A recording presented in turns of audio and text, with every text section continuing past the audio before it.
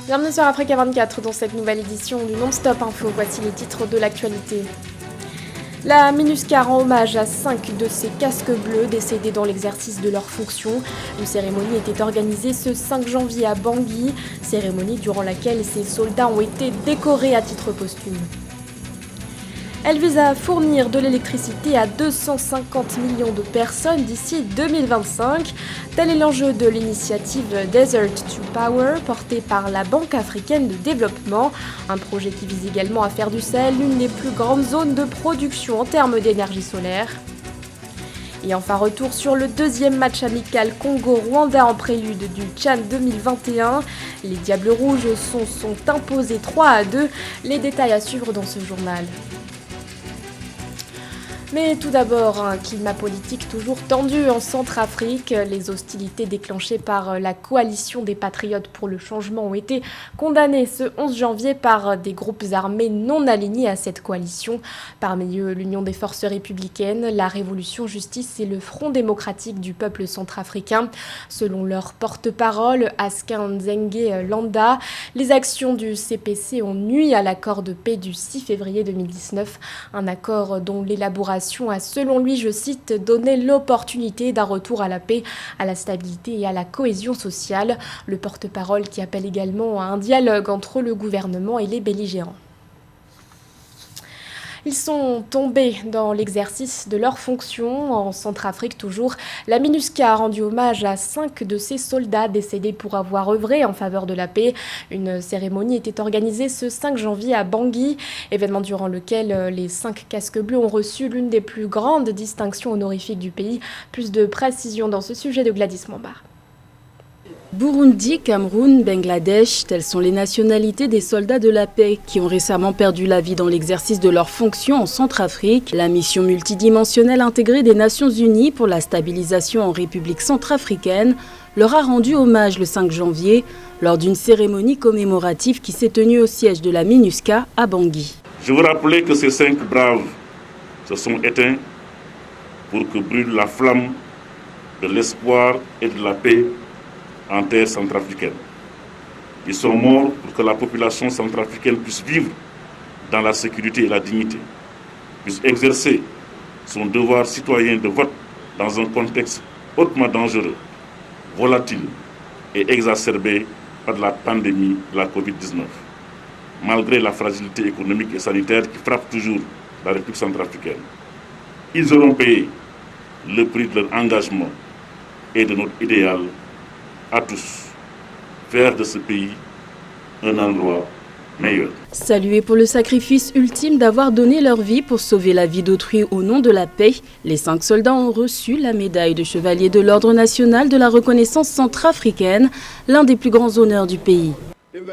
Même s'il s'agit d'un moment de tristesse, nous jugeons prudent d'honorer et de célébrer leur grandeur et leur sacrifice qu'ils ont fait dans l'exercice du devoir et du service à l'humanité.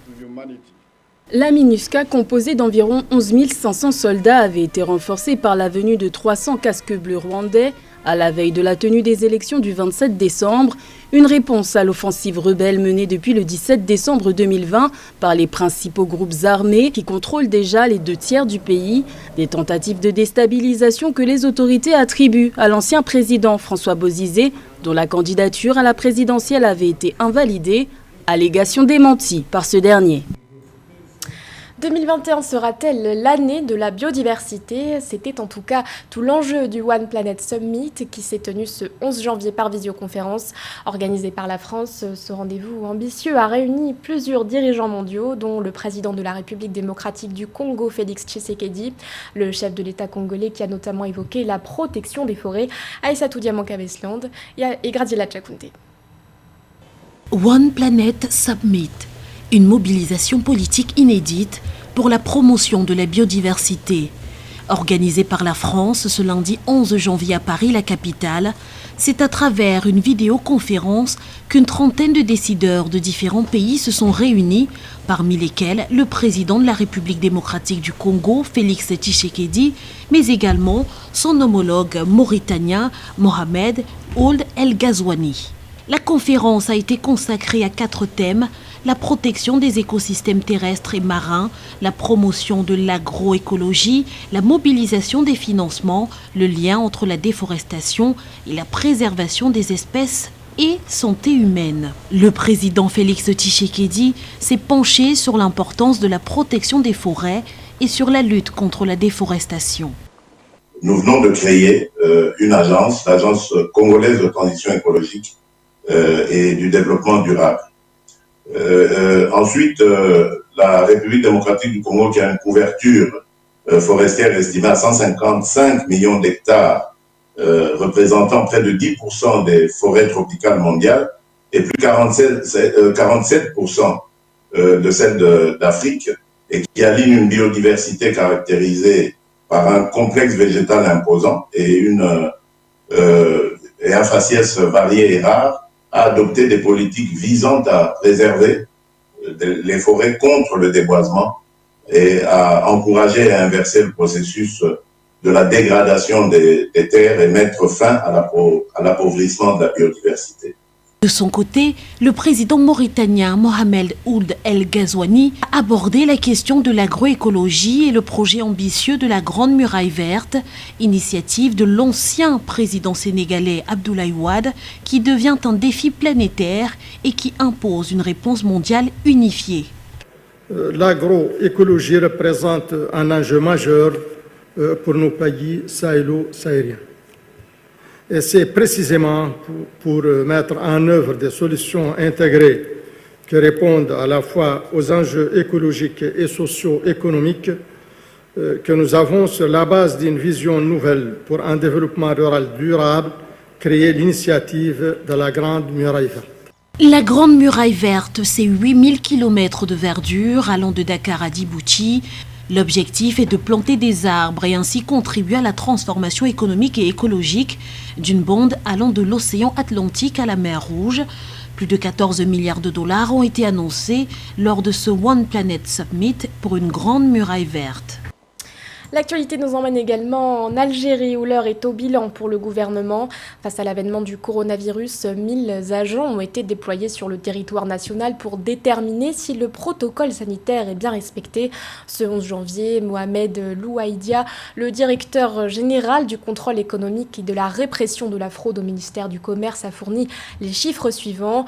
Depuis mars dernier, plus de 8500 commerces sont fermés pour non-respect du protocole sanitaire. Des statistiques auxquelles s'ajoutent 15 000 infractions et 288 000 interventions. Faire du Sahel une des régions les plus importantes en termes de production d'énergie solaire, c'est l'ambition portée par la Banque africaine de développement avec l'initiative Desert to Power. L'objectif est de taille. Le projet vise en effet à fournir de l'électricité à 250 millions de personnes d'ici 2025. Samantha Saberou, Saboumanga. La Banque africaine de développement prévoit déployer dans le Sahel un deuxième projet électrique géant appelé Desert to Power, D2P. La BAD envisage de faire du Sahel l'une des plus grandes zones de production d'énergie solaire au monde. En effet, à l'horizon 2025, Desert to Power vise à produire 10 gigawatts d'énergie afin de fournir de l'électricité à 250 millions de personnes. Outre les systèmes solaires photovoltaïques domestiques individuels, D2P permettra également de déployer des centrales de production d'électricité, mais aussi produire de l'électricité en énergie avec le programme agricole et hydraulique. L'initiative est extrêmement importante pour la Banque africaine de développement. Le financement qu'elle a accordé à ce secteur-là est passé de 338 millions de dollars en 2016 à 2 milliards en 2019. Et de nombreux partenaires techniques et financiers ont décidé de participer au financement de cette activité-là, qui va permettre justement de fixer les populations dans des zones qui aujourd'hui ne connaissent pas l'électricité. Au XXIe siècle, il y a des zones totalement blanches en matière d'électricité parce que les gouvernements ont raté l'électrification rurale. L'initiative a reçu l'onction politique des chefs d'État et du gouvernement du G5 Sahel en septembre 2019 à Ouagadougou au Burkina Faso. D2P couvre 11 pays allant du Sénégal à l'ouest à Djibouti à l'est et touche, outre les 5 pays du G5 Sahel, Burkina Faso, Mali, Mauritanie, Niger et Tchad, mais également l'Érythrée, l'Éthiopie, Nigeria et le Soudan. Faire un programme sur une zone aussi étendue entre le Sénégal et Djibouti, mais c'est un excellent levier de développement parce que on ne peut pas se développer si on n'a pas d'énergie.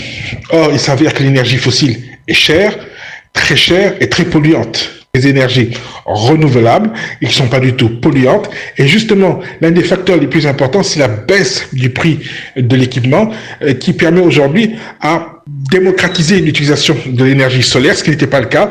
Et en fait, aujourd'hui, cette énergie devient de plus en plus accessible au plus grand nombre. On peut réguler ainsi la distribution de l'électricité. Et donc, on est là face à un programme qui est un excellent levier de développement économique pour toute l'Afrique sahélienne. L'engagement de la BAD dans le secteur des énergies renouvelables a permis de fédérer d'importants partenaires en faveur du projet. En décembre 2020, la BAD a consacré la 4e édition de l'Africa Energy Marketplace aux pays du G5 Sahel et a présenté leur feuille de route. Au Gabon, les banques ont octroyé moins de crédits bancaires durant l'année 2020. Selon la Direction générale de l'économie et de la politique fiscale, les prêts ont connu une baisse de l'ordre de 11,5%. L'instance qui a également noté un recul des dépôts bancaires chiffrés à 2,8%. Les détails avec Nathalie. L'accès au crédit bancaire en baisse de 11,5% au Gabon à fin septembre 2020. Des données de la Direction générale de l'économie et de la politique fiscale du Gabon indiquent que l'octroi de prêts par les banques a reculé à 1442,7 milliards de francs CFA contre 1630,1 milliards de francs CFA à la même période en 2019. Une situation attribuée à la baisse des crédits accordés à l'État et au secteur privé. Comme le volume des concours accordés par les banques gabonaises ont baissé auprès de l'État gabonais et puis auprès du secteur privé, cela est recevable comme facteur pouvant justifier le niveau de baisse des concours des banques gabonaises vis-à-vis de l'économie gabonaise. Toujours dans le secteur financier gabonais, les dépôts bancaires se sont inscrits en recul à la fin du 3e trimestre 2020. En effet, les dépôts bancaires ont baissé de 2,8% à 2081,2 milliards de francs CFA en raison du repli de la production et de la vente de certaines matières premières, à l'instar du pétrole, dont les ventes ont chuté de 16,2%. Donc, le recul des dépôts dans les livres des banques gabonaises a pu se justifier également par l'impact du coronavirus sur les petits métiers. Cela a pu justifier que aucun agent économique sérieux sans moyens ne se présente au guichet d'une banque gabonaise dans l'intention d'y déposer quelque chose. Malgré les performances bancaires globalement en baisse, le taux de couverture des crédits par les dépôts s'est amélioré en septembre 2020. Les créances en souffrance ont baissé de 22,4% pour s'établir à 182,5 milliards de francs CFA à la période sous revue. Du sport à présent, plus que quelques jours avant le début du championnat d'Afrique des Nations de football. Pour préparer cette compétition, l'équipe nationale du Congo et celle du Rwanda ont disputé un second match. Score final 3-2. Reportage de notre correspondant fraterne Dakaï Sengia qui est allé à la rencontre des Diables Rouges à Kigali. Même sous une pluie qui n'en finit pas, le coach de l'équipe nationale de football du Congo ne lâche pas ses joueurs. Au stade de Kigali, où l'équipe s'entraîne, l'enthousiasme des joueurs se fait sentir avec des encouragements de l'entraîneur en chef. Pour lui, la victoire se mérite et il faut braver les conditions difficiles pour y arriver. Qu'importe ce qui est arrivé, pandémie et tout, on a accepté de jouer. Donc il faut se battre, il faut défendre sa patrie, il faut défendre sa valeur personnelle. Et nous également, nous entraîneurs, nous avons notre honneur à pouvoir défendre. Donc c'est dans ce contexte que nous allons aborder cette compétition. Un contexte très particulier, en grande partie à cause de la crise sanitaire causée par le coronavirus, une période d'incertitude qui a complètement changé le monde du sport en général, et notamment le football. Pour le sélectionneur des Diables Rouges, le plus grand travail est surtout du côté de la psychologie des joueurs. D'abord, sur le plan psychologique, tout le monde a peur. Et donc, du coup, vous ne pouvez pas avoir les mêmes sensations que lorsque vous étiez libre. Nous ne sommes pas libres. Vous voyez, chaque fois que vous arrivez, 2 jours avant, il faut que vous passiez des tests. Donc là, mentalement, bon, en fait, c'est pour nous également. Nous sommes préparés par rapport à ça. Bon, qu'est-ce que vous voulez? C'est une chose qui arrive et tout le monde n'avait pas prévu cela. C'est bien que tous les pays soient mobilisés pour essayer un peu de combattre ce fléau. J'espère que d'ici là, on trouvera des solutions. Mais qu'à cela ne tienne, il faut que tout le monde vive. Il faut que le sport vive également. Du 7 au 11 janvier 2021, le Rwanda a accueilli un mini-tournoi dans lequel les équipes nationales du Rwanda et du Congo se sont affrontées dans le cadre de la préparation du championnat d'Afrique des Nations du football. Les Diables Rouges ont gagné avec un score global de 3-2. La Namibie n'a pas pu participer au tournoi à cause de la pandémie à coronavirus. Ce journal a été réalisé par l'ensemble de la rédaction. Merci de votre fidélité. L'actualité continue sur Africa 24.